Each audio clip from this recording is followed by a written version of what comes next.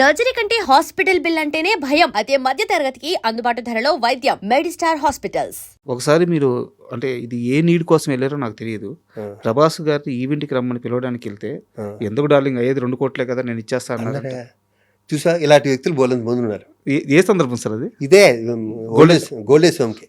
Old age home ఇన్ని మంచి పనులు చేస్తున్నావు కదా శివాజీ, ఓల్డేజ్ హోమ్ ఎందుకని గోల్డేజ్ హోమ్ అని పెట్టి మా ఎస్వి కృష్ణారెడ్డి గారు నా చాలా ఇష్టం, మా ఇద్దరు రిలేషన్, ఆయన కూడా తీసుకొచ్చి ఆయన దీంట్లోకి తీసుకొచ్చి ఆయన వైస్ ప్రెసిడెంట్ చేసి నేను ఆయన కూడా ఇబ్బంది పెట్టాను దీంట్లో.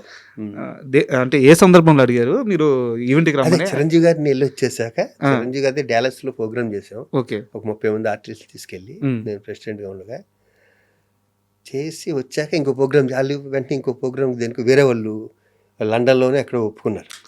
ఎవరు ఒప్పుకుంటే ప్రభాస్ గారు వస్తే మేము తెస్తామండి ఒక ప్రోగ్రామ్ కోటి ఇలా. నాకు మహేష్ బాబు గారు అసలు ఒప్పుకోడు కదా, ఆయనతో కూడా ఒప్పించాను. అంటే ఈయన ఎందుకు ఆ డబ్బులు ఇచ్చేస్తాను డార్లింగ్ 2 కోట్లు. ఇంతసేపు డిస్కషన్ కూడా లేదు, ఎలాగైనా ఒకటే ముక్క. ఇదిగో ఈ ప్రోగ్రామ్ చేశాను, చిరంజీవి గారిని పట్టుకుని మీరు వస్తే ఎంత వస్తుంది ఎందుకు నేను ఇస్తాను కదా, మంచి పనే కదా మీరు చేసేదని అన్నీ పోగొట్టేసుకున్నాం తెలుసా. ఈ కూలికి పోయి అసోసియేషన్లోను ఈ పట్టి ఓల్డేజ్ హోమ్ వచ్చేసేది. ఏం ఆఫీస్ కూడా అలాగే ఉంది, ఏ మార్పు లేదు, అన్నీ అయ్యాయి, అవుతాయి. పాజిటివ్గా ఉందో ఎందుకవ్వు సార్ కదా. ఇప్పుడున్న అసోసియేషన్ గురించి మీరు అడగొద్దన్నారు, నేనేం అడగట్లేదు. ఒకటే ఒక క్వశ్చన్, మాకి సొంత అడగొద్దన్నా చెప్పనా? మోహన్ బాబు గారి వాళ్ళు అడగొద్దన్నా. ఆయన నన్ను విపరీతంగా నమ్మి నన్ను సెక్రటరీని చేశాడు.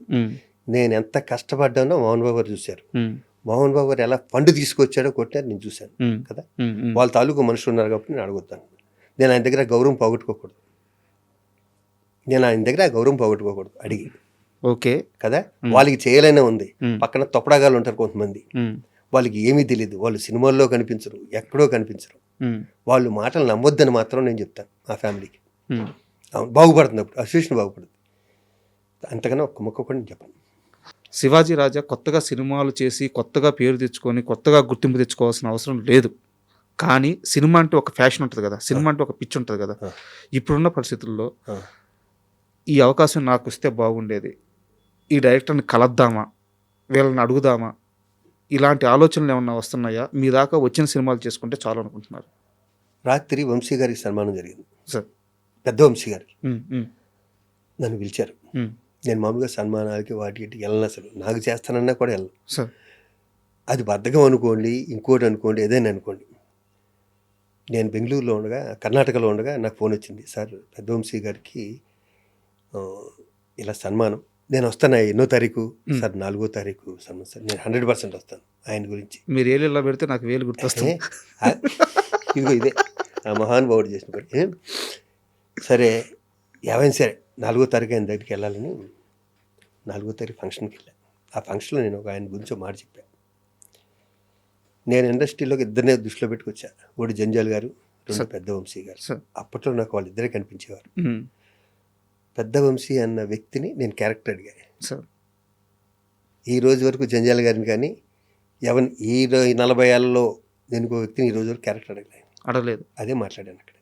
అందుకని చెప్పాను, ఈ రోజు వరకు మీరు ఇందాక అన్నారు వాళ్ళకి ఫోన్ చేసి వీళ్ళు ఫోన్, నాకు అవసరమే లేదు, నాకు వచ్చింది చేస్తా కదా. నాకు రాని దానికోసం నేను ఆఫీసులకి వెళ్ళి వాళ్ళకి ఫోన్లు చేసి వేరే వాడి క్యారెక్టర్ కొట్టేసి ఆడు మనల్ని తిట్టుకుని, ఇది నా కెరీర్లో లేదు, ఇంతకు ముందు లేదు, దీని తర్వాత కూడా రాదు. నా దగ్గరికి వచ్చిన క్యారెక్టర్ 100% సాటిస్ఫై చేయడానికి డైరెక్ట్ ట్రై చేస్తాను. నాకు ఉన్నంతలో ఎంతవరకు నేను ఇవ్వగలను అంతవరకు ఇస్తాను, టైంకి వెళ్తా, ఇంతే చేస్తా. ఇంతకుముందు అదే చేస్తాను, దీని తర్వాత కూడా అది. ఫోన్లు చేసావు వాళ్ళని ఇబ్బంది పెట్టే టైపు కాదు, నేను అడగను కూడా అడగను. నా దగ్గరికి వచ్చినా కూడా నాకు నచ్చితేనే చేస్తాను. ఇది గర్వంతో అంటలే, నా మీద నాకున్న కాన్ఫిడెన్స్తో అంట. నేను సత్యవే వరకు ఆర్టిస్ట్గానే ఉంటా, ఇది షూర్. ఇది సూపర్. అండ్ ఇంటర్వ్యూ ముగిసింది సార్. నాకున్న అతి తక్కువ అనుభవంలో నేను ఏమన్నా తెలిసి తెలియక మిమ్మల్ని ఇబ్బంది పెట్టుంటే మరోలా తీసుకోవద్దు. అండ్ మీ సమయం మాకు వెచ్చించినందుకు, మమ్మల్ని నమ్మి ఇంటర్వ్యూ ఇచ్చినందుకు చాలా ధన్యవాదాలు సార్. Thank you sir.